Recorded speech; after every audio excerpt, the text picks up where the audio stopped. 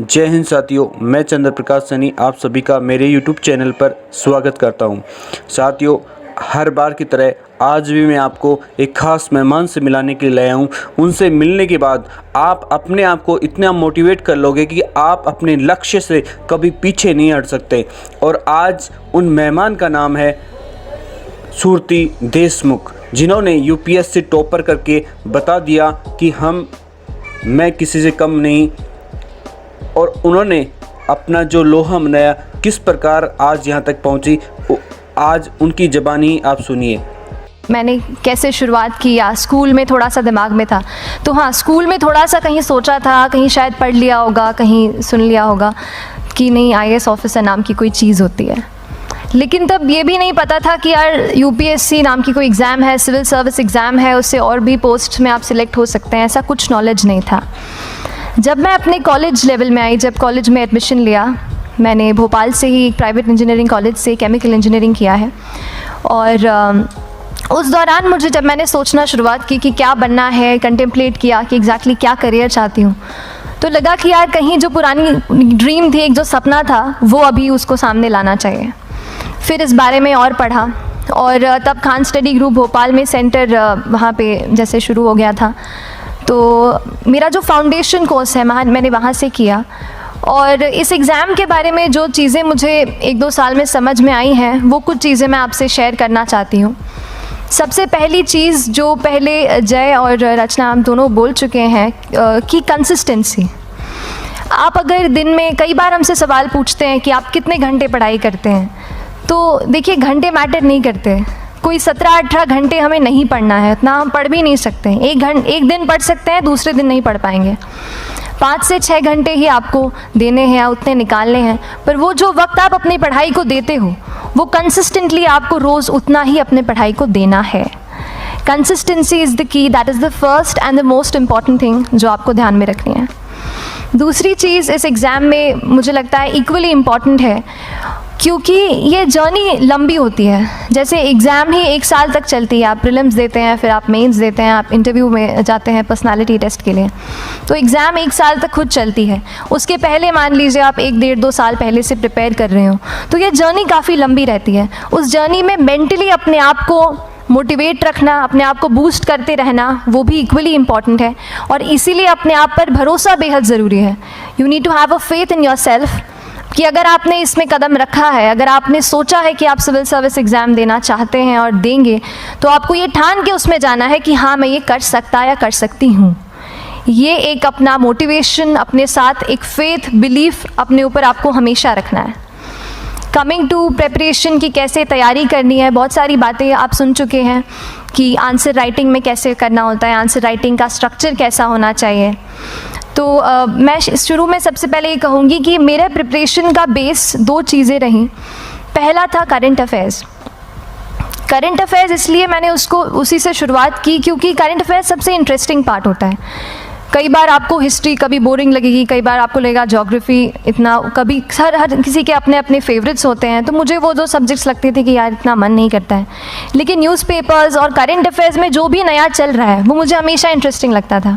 International relations में क्या हो रहा है, क्या सोशल रियलिटीज़ हैं, कहाँ क्या हुआ, उसका क्या इम्पैक्ट पड़ेगा एडमिनिस्ट्रेशन पे और हमारी कंट्री पे, तो उसको आप अपना एक बेस बना सकते हो। आप करंट अफेयर्स बेस्ड प्रिपरेशन कर सकते हैं, इसलिए भी क्योंकि अगर आप मेंस एग्ज़ाम देखेंगे तो काफ़ी डायनामिज्म आ गया है। केवल प्रीलिम्स में नहीं, बल्कि जनरल स्टडीज़ पेपर 2, पेपर 3 में भी आप देखेंगे कई सारे ऐसे सवाल हैं जो करंट इवेंट्स से इंस्पायर्ड होते हैं, उन पे बेस्ड रहते हैं। तो जब आप न्यूज़पेपर बेस्ड, करंट बेस्ड पढ़ाई करते हैं, तो वो आपका प्रिपरेशन वहाँ से भी कवर हो सकता है। दूसरी जो चीज़ मैंने जिस पे बहुत फोकस किया, वो थी आंसर राइटिंग। तो आंसर राइटिंग का, जैसे खान सर बता रहे थे कि आंसर राइटिंग की प्रैक्टिस बहुत की, तो उसके पीछे मेरा ये था कि जब मैं हमेशा प्रीलिम्स का कोई भी पेपर टेस्ट देती थी, हम मॉक टेस्ट देते हैं, तो मॉक टेस्ट देती थी तो हमेशा मेरे मार्क्स करीब 90 to 110, 120, इससे ऊपर मेरे कभी मार्क्स नहीं जाते थे। तो मुझे हमेशा ये डर था कि यार प्रीलिम्स में कहीं मेरा कुछ, क्योंकि कट ऑफ भी इसी कुछ रेंज में जाता है, तो हमेशा लगता था कि यार कुछ गड़बड़ यहाँ ना हो जाए। लेकिन जब मैंने आंसर राइटिंग की और मेंस एग्ज़ाम के बारे में जाना, तब मुझे लगा कि आंसर राइटिंग एक ऐसी चीज़ है, मेंस एक ऐसा फेज़ है सिविल सर्विस एग्ज़ाम का, जहाँ जहाँ पे आप अच्छे से तैयारी कर सकते हैं। And if you have written the answers, if you know कि you have covered the points well, if you have included उसमें कुछ आपने facts, international reports, government schemes, आपने कुछ ऐसे उसमें सॉल्व भी डाला है, तो जो रिज़ल्ट आएगा वो सेटिस्फैक्ट्री ही आएगा, अच्छा ही आएगा। तो मेंस एक ऐसा पार्ट है जिस पे आप काफ़ी बैंक ऑन कर सकते हो। मैं जब पर्सनालिटी टेस्ट भी मैंने दिया, तो इस बार भी आप नंबर्स देखेंगे तो आसपास की रैंक के हिसाब से मेरे नंबर्स उसमें कम हैं, लेकिन it is just the general studies and the answer writing part, जो मेंस के जो वो है मार्क्स हैं या मेंस का जो एक फैक्टर रहा, वो मेरे लिए सबसे ज़्यादा इंपॉर्टेंट डिसाइडिंग फैक्टर रहा है।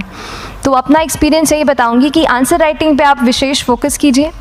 जैसा स्ट्रक्चर आपको बता ही चुके हैं कि इंट्रोडक्शन में कैसे आपको शॉर्ट रखना है, बॉडी एंड देन कंक्लूजन, उसमें छोटी चीज़ जैसे मैं अभी मेंशन कर रही थी, आप एक इंश्योर कीजिए कि देखिए जो भी एग्जामिनर आपकी कॉपी चेक कर रहे हैं वो दिन में 10, 15, 20 कॉपीज़ चेक कर रहे हैं, तो उन सब से आपको अलग कैसे आप अपनी कॉपी दिखा सकते हो, ये चीज़ आपका प्रेजेंटेशन और आप जिस तरीके से आंसर लिखते हो कंटेंट को, वो मैटर करेगा।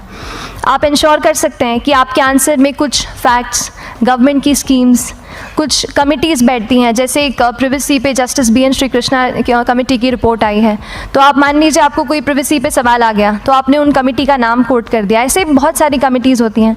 कुछ इंटरनेशनल रिपोर्ट्स आते हैं, वो आप उनको इनके बारे में लिख सकते हैं। इंडिया का मैप आप बना सकते हैं। मैंने सीख लिया था कि 10-15 सेकेंड्स में कैसे जल्दी से मैप बनाना है और उस पर कैसे पॉइंट कुछ करना है, कुछ लोकेट करना है। तो ये कुछ ऐसी चीज़ें हैं जो आपके आंसर्स को एनरिच करेंगी और प्रेजेंटेबल बनाएंगी। तो इस तरीके से आंसर्स पे जैसे हम क्लास करते हैं, लेकिन उसके साथ साथ आपको ये कोशिश करनी है कि 1 से 2 आंसर पर डे आपको ज़रूर लिखने ही लिखने हैं, apart from the test series that you are doing. Answer writing से 2-3 चीज़ें होती हैं, ना केवल हमारी एक लिखने का हमें समझ आता है हम क्या लिखते हैं कैसा है, पर हमारा कॉम्प्रिहेंशन भी इम्प्रूव होता है। हमें कितना समझ में आया वो भी हमें खुद समझ आता है जब हम आंसर्स लिखते हैं। और इसीलिए आंसर राइटिंग पे आप फोकस कीजिए, 1 से 2 आंसर ज़रूर लिखिए। और आंसर राइटिंग के बाद the third pillar of my preparation जो काफ़ी इंपॉर्टेंट जिसने रोल प्ले किया, that was tests and test series and mocks. देखिए हम पढ़ रहे हैं यहाँ पर, I will also come to the point कि हम कैसे दिल्ली, भोपाल और इंदौर में प्रिपेयर करके बिना दिल्ली जाए हम कैसे कर सकते हैं, I will come to that point.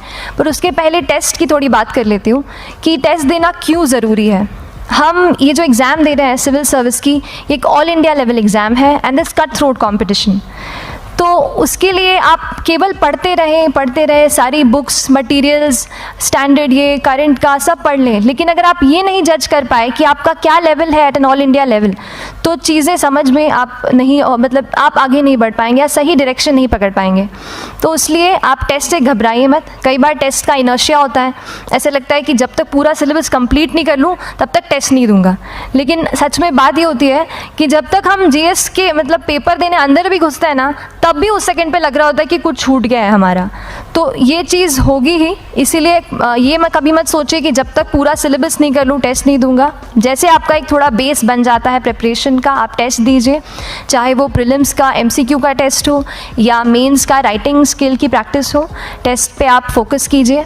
उसके बाद टेस्ट केवल देने के लिए नहीं देना है, उसको एनालाइज भी अच्छे से करना है।